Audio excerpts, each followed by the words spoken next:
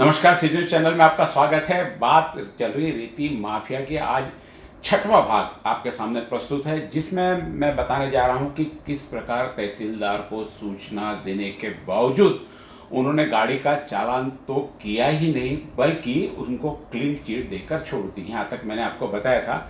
और एक बार clean chit देकर छोड़ दी तो निश्चित रूप से वह अधिकृत हो गया। वह ट्रक मालिक जो भी था, जहाँ पर भी उसने जाकर रेती खाली की, अपने अधिकार का उपयोग करके उन्होंने रेती खाली करी, बेची, जो भी किया आगे का वो हुआ। इन सारी बातों की सूचना कि यह गलत हो रहा है लिखित रूप में, क्योंकि मैंने ओरली कहा था जाकर तहसीलदार महोदय के पास में, तो उन्होंने 2 दिन 3 दिन 4 दिन आनाकानी की। आखिर में 18 तारीख को उन्होंने मुझे जैसे बताया कि 2:43 पर फ़ोन मैंने उनको किया था, तो उन्होंने कहा था कि आप आ जाइए, अहवाल तैयार है। उसके बाद में मैं ऑफिस में गया। ऑफिस में जाने के बाद में फिर उन्होंने मुझे 3 कागज बच्चे को खिलौने देते वैसे समझा दिए कि यही अहवाल है। जब मैंने कहा कि इसमें पूरी जानकारी नहीं है, तो उन्होंने फिर कहा कि आपकी पूरी जानकारी उपलब्ध है, आप इसकी रीतसर पावती फाड़ लिए आवेदन दे दीजिए। फिर मैंने आवेदन दिया 18 तारीख को, जो मैंने आपको कल बताया कि 18 तारीख का आवेदन है। उसकी 50 रुपये की जो उनकी तहसील की फीस थी, मैंने वो फीस भी भरी। और वहाँ पर जब 5:30 बजे उनके पास सारी करते करते 5:30 बज गई इनकी, तो उन्होंने कहा कि आज अब तहसीलदार साहब नहीं है सही करने के लिए। आप इनके बहाने देखिए किस प्रकार से बहाने चलते हैं। पहले 2:43 पर यदि तहसीलदार एक प्रमुख अधिकारी वहाँ का यदि बुलाता है और उनके जो अधीनस्थ कर्मचारी है वह टाल देते हैं, तो निश्चित रूप से ऑफिस में किस प्रकार का कम्युनिकेशन चलता है। या तो मुझे बुला लिया गया, बाद में उस केस की सीरियसनेस समझी हो तहसीलदार साहब को, तो उन्होंने फिर कर्मचारी को कहा कि आज इनको टाल दो, तो कर्मचारी ने आज मुझे टाल दिया। फिर कहा फीस भर दो, मैंने फीस भर दिया। फीस भरने के बाद में सारे कागजात तैयार है, लेकिन साइन करने वाला कोई नहीं है। मैं ठीक है, कल सुबह आएंगे। कल फिर दूसरे दिन गए, दूसरे दिन फिर उन्होंने ये बहाना किया कि अहवाल तैयार नहीं। पहले दिन कहा कि सही नहीं है सारे डॉक्यूमेंट्स पे, आपको बिना, क्योंकि मैंने कहा था मुझे सर्टिफाइड कॉपी चाहिए करके। पहले उन्होंने मुझे सीधी जेरॉक्स निकाल के दे दी थी। मैंने कहा सर्टिफाइड करने के लिए तहसीलदार साहब यहाँ पर नहीं है। दूसरे दिन गया तो फिर वापस तहसीलदार साहब नहीं है। शाम को गया, तहसीलदार साहब आने के हैं। फिर दूसरे दिन गया तो कहा कि अहवाल ही आने का है। पहले साइन नहीं थी, फिर अहवाल नहीं आने का। फिर मैंने 20 तारीख को वापस पुनः तहसीलदार साहब को मैंने एक पत्र लिखा 20 तारीख को। यहाँ पर जो यह पत्र यहाँ पर मैं दिखा रहा हूँ, 20 तारीख को यह पत्र, इस पत्र में मैंने लिखा था कि मैं डॉक्टर चंदू सोहेजा, संचालक सिटी चैनल अमरावती, दिनांक 9 अप्रैल को रेती के ट्रक पर की गई कार्रवाई के लिए आपसे दालान में आकर अहवाल के लिए मौखिक निवेदन दिया था, जिससे आपने उस समय गिरी नामक सहायक से कहा था कि श्री धोटे मंडल अधिकारी से अहवाल लेकर हमें 2 दिन में उपलब्ध करा दे। ये बात 9 तारीख को जब पहली बार मैंने उनसे शिकायत की थी जाके, तब की। उसके बाद आपके यहाँ से 3-4 बार हमने आपके ऑफिस में आपका स्मरण कराया कि मुझे अहवाल चाहिए। 18 अप्रैल दोपहर 14:43 यानी 2:45 बजे के करीब को आपको फोन पर संपर्क करने पर आपने कहा कि अहवाल तैयार है, गिरी से ले लीजिए। हमने तुरंत हमारे प्रतिनिधि को भिजवाया। तब से थोड़ी देर करते हुए शाम 5:30 बजे कहा कि लिखित आवेदन दीजिए। जैसे मैंने आपको भी बताया, वो मैंने सारा इस पत्र में, ये पत्र के माध्यम से बता रहा हूँ कि किस प्रकार से पत्र देने के बावजूद भी ये अधिकारी काम नहीं करते। हमने आवेदन दिया था, उसकी फीस भरी, गिरी के पास दिया, तो उन्होंने कहा कि आज अहवाल तैयार नहीं। जो मैंने आपको बताया, सर आपने कहा अहवाल तैयार है, आने के बाद आपके कर्मचारी ने आवेदन लेने के बाद कहा कि अहवाल तैयार नहीं है, कल सुबह ले जाना। 19 को सुबह पुनः पहुंचे तो दोपहर, शाम और फिर पुनः आपसे संपर्क किया। फिर कर्मचारी को आपने बुलाकर कहा कि इन्हें दे दो, फिर भी उन्होंने नहीं दिया। ऐसा क्यों हो रहा? आज 12वें दिन यानी 20 अप्रैल को, मैं 9 तारीख की घटना है, और 20 अप्रैल तक भी वहां पर अहवाल तैयार नहीं था। 12वें दिन भी आज कार्यालय का कार्य है, तो निश्चित ही यह सब घटनाक्रम बहुत बड़े भ्रष्टाचार की तरफ इशारा करता है। बोल्ड अक्षर में मैंने यहाँ पर लिखा है कि यह सब घटनाक्रम बहुत बड़े भ्रष्टाचार की तरफ इशारा करता है, क्योंकि 13 दिन तक यदि ऑफिस में अहवाल जमा नहीं होता और बाद में कोई उसको पूछने वाला भी नहीं अहवाल जमा किया नहीं किया। क्योंकि मैंने सबसे पहले ही दिन जब तहसीलदार साहब से पूछा था कि भाई जो गाड़ी आपने छोड़ दी गई, तो उन्होंने कहा था कि जो गाड़ी छोड़ दी जाती है उसका हम कोई रिकॉर्ड नहीं रखते। ये तो रिकॉर्ड बाद में उन्होंने उनको बनाना पड़ा टेबल पर बैठकर। तो उसमें कितनी सारी, क्योंकि क्या होता है बताते ना, एक झूठ को छुपाने के लिए कितने सारे झूठ बोलने पड़ते हैं। तो एक झूठ, एक गलती जो उनसे हो गई गाड़ी छोड़ने की, उसको छुपाने के लिए लगातार लगातार गलतियां किए जा रहे हैं। और राइटिंग में पूरा पूरा अपने एक प्रकार से वारंट पे साइन करके दे दिया उन्होंने मुझे। मैंने कहा था कि यह सब घटनाक्रम बहुत बड़े भ्रष्टाचार की तरफ इशारा कर रहा। इतना सारा कहने के बाद में यदि कोई अधिकारी कार्रवाई नहीं करता तो निश्चित रूप से 100% इसमें उसकी मिली भगत है और उसके निर्देशन पर सारा यह कार्य हो रहा है, ऐसा मानने में हरकत नहीं है। कृपया इसकी जांच होनी चाहिए और हमें कार्रवाई की घटनाक्रम के मिनट से अहवाल संबंधित कागजात उपलब्ध कराए, ऐसा आपसे निवेदन है। इसकी प्रतिलिपि मैंने उप विभागीय अधिकारी को दी, जिलाधिकारी को दी और एक प्रधान सचिव महसूल विभाग के मनु कुमार श्रीवास्तव को दी है। ये मैंने 20 तारीख को यहाँ पर पत्र इनको लिखा था और फिर 3 से 4 घंटे वहाँ पे कार्यालय में मैं खुद जाकर बैठा रहा। तब उन्होंने 20 तारीख को शाम को शायद उन्होंने मुझे वापस एक अहवाल दिया। शाम के समय 20 तारीख को उन्होंने मुझे अहवाल दिया। वह भी आधा अधूरा अहवाल था। यह अहवाल के उन्होंने 11 पन्ने मुझे गिन के दे दिए। ये अहवाल की पूरी मैं आपको कॉपी बता रहा हूँ। पहला नंबर इसका जब्तीनामा है जो एक ट्रक नंबर क्रमांक का है। दूसरा पुलिस सुपुर्दनामा है, किसका? पुलिस स्टेशन सुपुर्दनामा करण्याचे अधिकाराचे नाव।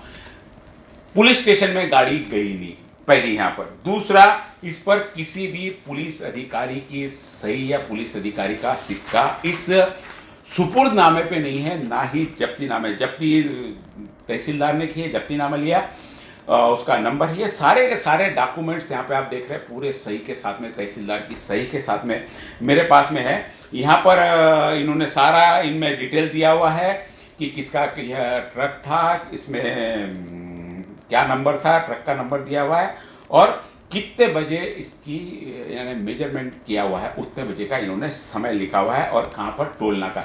ये सारी चीज़ें जब्तीनामे पे है। उसके बाद में सुपुर्दनामा है, सुपुर्द वाहन करून देणाऱ्या अधिकाऱ्याचे नाम, जिसने सुपुर्द किया यानी तहसीलदार साहब ने यह गाड़ी उनके सुपुर्द वापस कर दी, यह कह के कि इसमें किसी प्रकार का कोई अवैध यानी जरूरत से ज़्यादा रेती नहीं है, जितनी उनके नियम में बैठती है और जितना नियम में बैठता उतना उसका वजन भी है, और सारा क्लीन चिट देकर उन्हें छोड़ दिया गया। क्योंकि यहाँ पे लिखा हुआ है सुपुर्दनामा दिलेल्या मालाचा तपशील वो रेती खनान और देणाऱ्या नाव तहसीलदार, जप्तीकडे माल ज्यांच्याकडे सुपुर्द ठेवला इस ट्रक मालक का नाम, जप्ती किया और उस मालक के अधिकार में ही वह ट्रक रखा। जप्ती करने के बाद में कहीं कोई सरकारी कार्यालय पुलिस स्टेशन पास में होते जप्ती करके वहाँ रखना पड़ता है, लेकिन जप्ती किया कागज पे। क्योंकि ये सारे कागजात मैंने बताया कि बाद में बनाए, यदि इसमें लिखते कि पुलिस स्टेशन में जप्ती किया तो उन्हें पुलिस स्टेशन की जप्तीनामा बताना पड़ता है। ये सारा का सारा बाद में जब हमने लगातार पत्र व्यवहार किया तो उस समय टेबल पर बैठकर 4 लोगों के तहसीलदार, उनके अधिकारी सबने मिलकर ये पूरा का पूरा बनाया और मेरे हाथ में इन्होंने दे दिया। 20 सुबह मैंने पत्र दिया था, दोपहर को इन्होंने मेरे पास में यह दे दिया। दूसरा, उसमें एक बयान लिखा हुआ है, एक ट्रक मालक का 2 ट्रक पकड़े थे। एक ट्रक मालक का बयान है, उसमें बयान में उन्होंने लिखा है कि मी ट्रक ड्रायव्हर संतोष सुधाकर सर से बयान देतो की आज दिनांक 9/4/2022 ठीक सकाळी 7:15 वाजता माझ्या उपरोक्त क्रमांक ट्रकद्वारे गिट्टी मुलडून विरा अंदाजे 15 घनफूट 15 ब्रास घनफूट काटा, 15 घन ब्रास।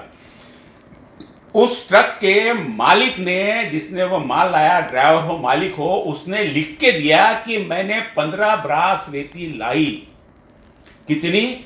15 ब्रास रेती आई। यह बयान में उसके लिखा हुआ है 15 ब्रास रेती आई और इसमें मंडल अधिकारी की इस पे सही है उसके बयान लेने पर, और जिसने बयान दिया उसकी सही नहीं है क्योंकि यह बयान पीछे से लिया गया, पीछे से टेबल पर बैठ के लिया। बयान देने वाले का कोई इसमें सही है, कल से वो नट जाएगा कि साहब मैंने ये बयान दिया ही नहीं, इन्होंने मन से लिखा और ये होने वाला है और कोर्ट में जाके केस से छूटने वाली है। क्योंकि उन्होंने केस ऐसी बनाते हैं कि इस कोर्ट में जाकर वो छूट जाए। सारी गलतियां इनकी है। उसके बाद में गाडी क्रमांक 4060 असे वाहतूक करताना RT येवले पोलीस नांदगाव टोल नाका नांदगाव रोड अडवण्यात आले। वाहतुकी लागणारी रॉयल्टी पास दाखवण्यास सांगितले।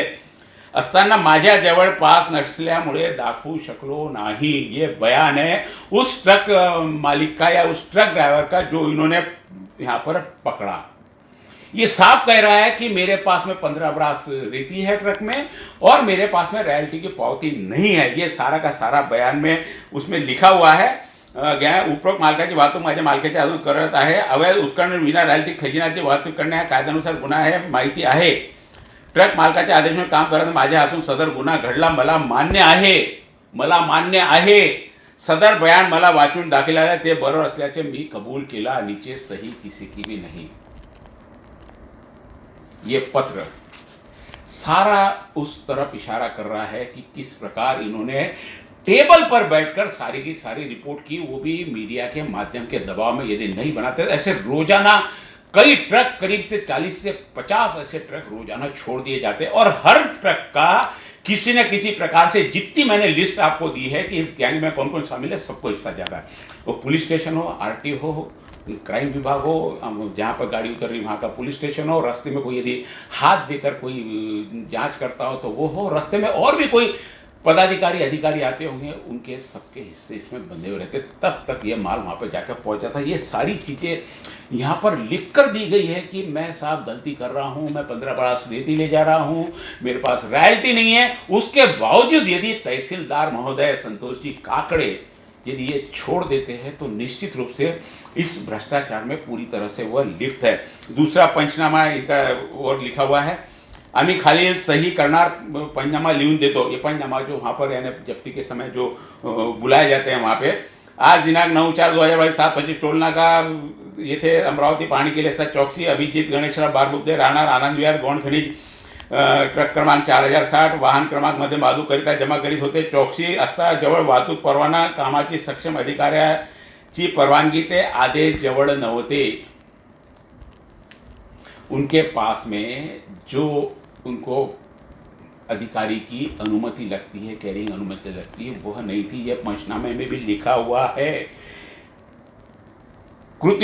सदर कृती ही नियमबाह्य असल्यामुळे नियमबाह्य पंचासमक्ष निर्देशित करण्यात केल्याप्रमाणे कामे आमच्या समक्ष करण्यात आली। जप्ती पत्रक तयार करण्यात आले, आम्हाला समजावून सांगितल्याबद्दल सही आम्ही केली। या घटनेच्या अधिकाऱ्यांनी रीतसर बयान, जप्तीनामा, सुपूर्दनामा आमच्या समक्ष करिता हा पंचनामा लिखून दिला। सही है पंचों की, उसमें गजू भाऊ काड़बांडे के नाम से एक, रुपेश नागमोते, पवन चौहान, सचिन निस्ताने और नीचे मंडल अधिकारी की सही जिसने पंचनामा किया उसकी। इसमें पंचनामे में कहीं पे भी पुलिस अधिकारी नहीं है और इसकी ट्रू कॉपी जो इन्होंने मुझे दी है सारी चेक करके इन्होंने मुझे तहसीलदार के यहाँ पे सही है। साहब इसमें समझ में नहीं आ रहा है, तहसीलदार है, नायब तहसीलदार है, क्योंकि इस पर लिखा हुआ है और तहसील कार्यालय का यह सिक्का, यानी तहसील कार्यालय से जो भी निकलेगा जिम्मेदारी निश्चित रूप से तहसील विभाग की है। अब यह पंचनामा तो दे दिया, उसके बाद में उन्होंने ये जैसे आपको बताया कि मैंने एक नंबर एक ट्रक की जब्तीनामा, दूसरे 2 नंबर पे सुपुर्दनामा, 3 नंबर पे बयान, 4 नंबर पे पंचनामा और 5वें नंबर पर उसकी टैक्स पावती, काटा पावती, वजन की काटा पावती है 5वें नंबर पर ये, जिसमें यह लिखा है कि इस ट्रक में कितना वजन का माल है। यानी हमारे यहाँ पर जो रॉयल्टी जो गवर्नमेंट को दी जाती है, हमारे पे ब्रास पर आधारित रह जाती है, उस गाड़ी में ब्रास कितना है और बहुत जगह इस पे वजन के आधार पर दी जाती।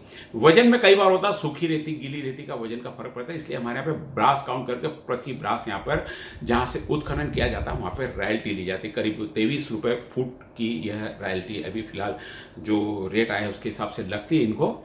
तो इसमें लिखा हुआ है कि ट्रक का वेट 60 टन ट्रक का वेट है, जिसमें 14 टन खाली ट्रक का, 14.94 खाली ट्रक का वजन है और नेट वजन जो माल जिसने अंदर माल रखा है 45.56 इतना टन यह माल है। अब इस टन का कैलकुलेशन कैसे होता है, कितने ब्रास रहती थी, मैं आपको आने वाले भाग में पूरा समझा के बताऊंगा किस प्रकार रहती है ये है। और यह उस गाड़ी की उनके हिसाब से यह रॉयल्टी है, इसके तहसीलदार को जो समझाया जाता है, तहसीलदार को जो समझाया जाता है, मैं बात आपको रिपीट कर रहा हूँ कि तहसीलदार को जो समझाया जाता है कि यह रॉयल्टी है, जिसके आधार पर उन्होंने कि इनकी रॉयल्टी सही है, यह ट्रक छोड़ दिया गया था। तहसीलदार, मैं और कोई अधिकारी की बात नहीं कर रहा हूँ, तहसीलदार को समझाया जाता है कि यह रॉयल्टी है। मैंने कहा क्या साहब यह रॉयल्टी की पावती है? उसके ऑफिस में बैठे, हाँ है रॉयल्टी, और इन्होंने अपने अधीनस्थ कर्मचारी थे, उन्होंने चेक भी करवाया कि क्या यह पावती बराबर फटी हुई है, चेक कीजिए। तो उन्होंने निकाला कि हाँ यह पावती बराबर प्रॉपर फटी हुई है और इसकी नोंद भी है, यानी यह अधिकृत रूप से पावती फटी हुई है। अब ये चीज़ क्या है? सबसे बड़ा लोचा यहाँ से शुरू होता है। अब आप इस पे देख रहे हैं कि इसमें समय जो है 7:41 आपको इस पे समय दिख रहा है। 7:41 पर यह कांटे पर वजन हुआ। कितना? नहीं, 7:41 पर यह पावती फटी हुई है। 9 तारीख सुबह 7:41 पर इसकी पावती छपती है और इसकी वैलिडिटी है 9/4 को रात को 1:26 तक।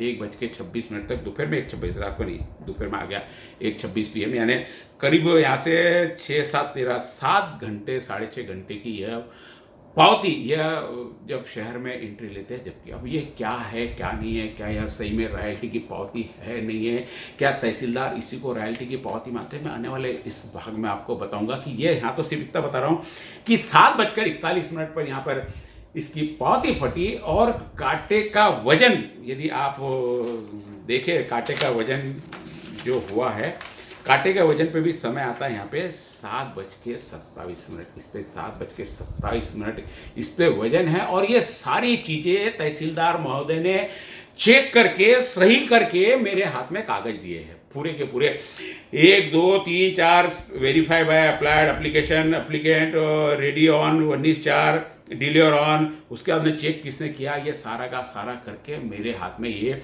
11 पेज और तीन पावती एक ही कांटे की मेरे इस लिस्ट में उन्होंने जोड़ दी। यहाँ तक तो बात सही थी कि चलो उन्होंने डॉक्यूमेंट दे दिया, उनके हिसाब से ये हुआ कि चलो अपनी बला टली।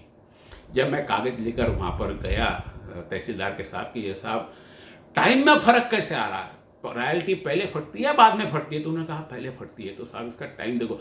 जब उनके थोड़े से कान बजने चालू हो गए कि कहीं तो भी हमारे हाथ से गलत हो गया, और उन्होंने आनंद फानंद में ऑर्डर दिया कि उसको मंडल अधिकारी को पेश किया जाए।